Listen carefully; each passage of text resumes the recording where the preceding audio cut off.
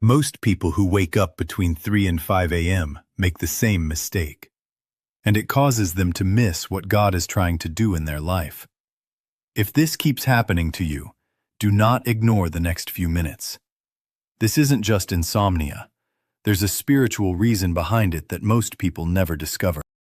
You know that feeling when you suddenly wake up in the dead of night and check your phone, and it's always somewhere between 3 and 5 a.m., and it keeps happening, night after night.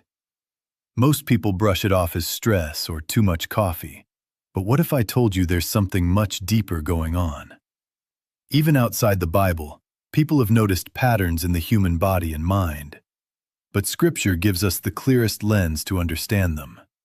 Your body, your mind, and yes, even God, might be trying to send you a message that could change everything about how you see your life.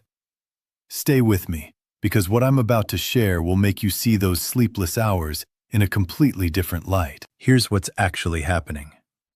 In traditional Chinese medicine, there's something called the organ clock. It's this concept that different organs in your body are most active at different times of the day. And between 3 and 5 a.m., your lungs are at their peak activity.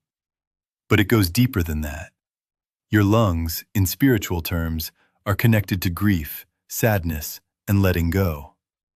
So when you wake up during these hours, your body might be processing emotions you've been pushing down during the day. But that's just the physical side. From a spiritual perspective, 3 a.m. has been called the witching hour for centuries. But not for the spooky reasons you might think. It's actually considered the hour of divine communication. Think about it. The world is completely silent. There's no noise, no distractions, no notifications blowing up your phone. It's just you and the quiet. And in that silence, God has a clear channel to reach you. The Bible mentions prayer in the early morning hours multiple times. Psalm 63:1 says, "O God, you are my God. Earnestly I seek you. My soul thirsts for you in a dry and weary land where there is no water." This wasn't written about 2 p.m. on a Tuesday. This is that deep, early morning yearning. Jesus himself would wake up early to pray. Mark 1:35 tells us, "Very early in the morning, while it was still dark, Jesus got up, left the house, and went off to a solitary place, where he prayed." If Jesus needed that quiet time to connect with God, maybe we do too. And maybe, just maybe, when you're waking up at 3 or 4 in the morning, God is inviting you into that same sacred space. But let's talk about what's really going on in your life right now. Because these wake-up calls don't happen to everyone all the time. They happen when something is shifting. When you're going through a transition. When you're carrying heavy burdens. When you're ignoring something important. When you're being called to something greater. I've talked to hundreds of people about this, and the pattern is always the same. Someone starts waking up between 3 and 5 a.m. during a difficult season. Maybe they're dealing with a hard decision. Maybe there's unforgiveness they're holding on to. Maybe they're being nudged toward a new direction in life, but they're too scared to move. Here's a real example. There was this guy, let's call him David, who started waking up at 3:30 a.m. every single night for 2 months straight. He was exhausted, frustrated, and couldn't figure out why. He tried everything: new mattress, melatonin, sleep sounds, you name it. Nothing worked. Then one night, instead of fighting it, he just sat up and prayed. He poured out everything he'd been holding in: his fears about his marriage, his guilt over past mistakes, his anxiety about providing for his family. And something incredible happened. He felt this overwhelming sense of peace wash over him, like a weight lifted off his chest. And from that night on, he slept through until morning. But more than that, he started making changes in his life. He had honest conversations with his wife. He asked for forgiveness from people he'd hurt. He adjusted his priorities. That 3 a.m. wake-up wasn't a curse. It was an intervention. Now let's get into the science for a second, because this isn't just spiritual mumbo-jumbo. Studies show that our cortisol levels, the stress hormone, naturally dip around 3 a.m. When you're under chronic stress or emotional strain, your body can release a spike of cortisol in the middle of the night as a kind of alarm system. Your body is literally trying to tell you something is wrong. A study published in the Journal of Clinical Endocrinology and Metabolism found that people with unresolved emotional trauma or chronic anxiety have disrupted cortisol patterns that often cause middle-of-the-night waking. So your body and your spirit are actually working together here. And here's where it gets even more interesting. Your brainwaves change during these hours. Between 3 and 5 a.m., you're more likely to be in a theta brainwave state, which is the same state you're in during deep meditation or prayer. This is when your subconscious mind is most open, when intuition is strongest, when you can hear that still, small voice more clearly than any other time of day. God isn't shouting over the noise of your day. He's whispering in the silence of the night. And these early hours are when you're finally quiet enough to hear. So what is God trying to tell you? Well, it's different for everyone, but there are some common themes. First, He might be calling you to prayer. Not the quick, bless this food kind of prayer, but deep, honest, gut-level conversation. The kind where you stop performing and start being real. Where you admit you don't have it all together. Where you ask for help. Where you listen more than you talk. Second, He might be revealing something you need to address. Unforgiveness, pride, fear, a toxic relationship, a bad habit, a dream you've given up on.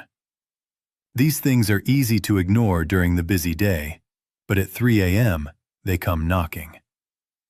Third, He might be preparing you for something. A new chapter, a calling, a challenge, an opportunity. God often wakes people up before He moves them forward.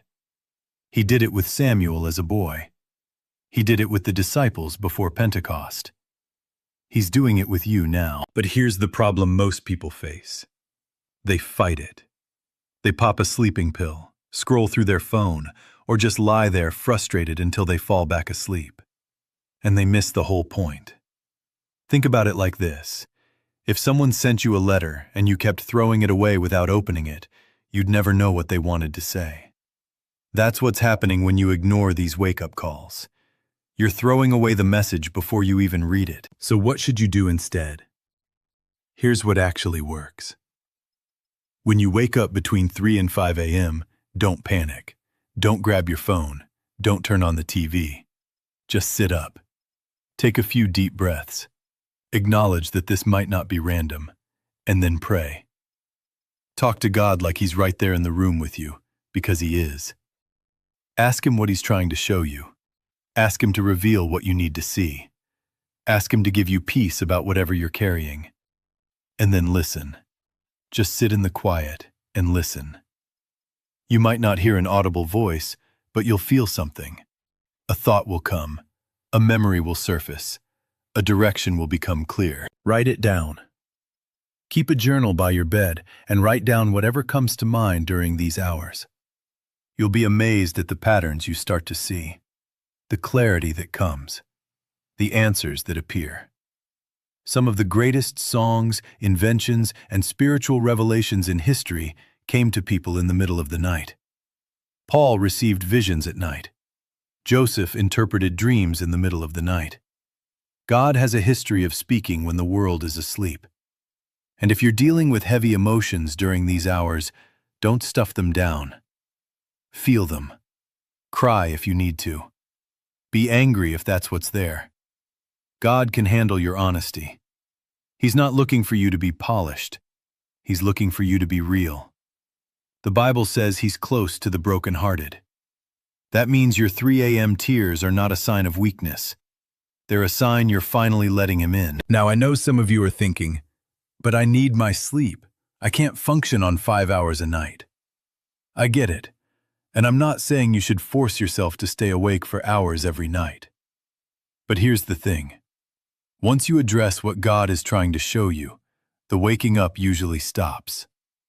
It's like once the message is delivered and received, the alarm turns off. So see it as a temporary assignment, not a permanent sentence. Let me tell you about another person. A woman named Grace, who woke up at 4:17 a.m. every night for 3 weeks. Same exact time. She finally asked God what was going on, and she felt this strong urge to pray for her daughter. Her daughter was away at college, and they hadn't talked much. So Grace started praying for her every morning at that time. A month later, her daughter called her in tears and admitted she'd been struggling with depression and had been in a really dark place during those exact weeks. But she said something shifted. She started feeling hope again, started reaching out for help. Grace's early morning prayers had been covering her daughter in the exact moment she needed it most. That's not coincidence. That's God using a mother's sleepless nights as a spiritual shield for her child. And here's the really beautiful part. When you start responding to these wake-up calls, your relationship with God changes. It becomes less religious and more real. Less about Sunday mornings and more about every moment. You start recognizing His voice throughout your day because you've been practicing hearing it in the night. You become more sensitive to His leading, His warnings, His comfort. It's like you've been given a direct line, and once you know how to use it, everything changes. So if you've been waking up between 3 and 5 a.m., stop seeing it as a problem. Start seeing it as an invitation.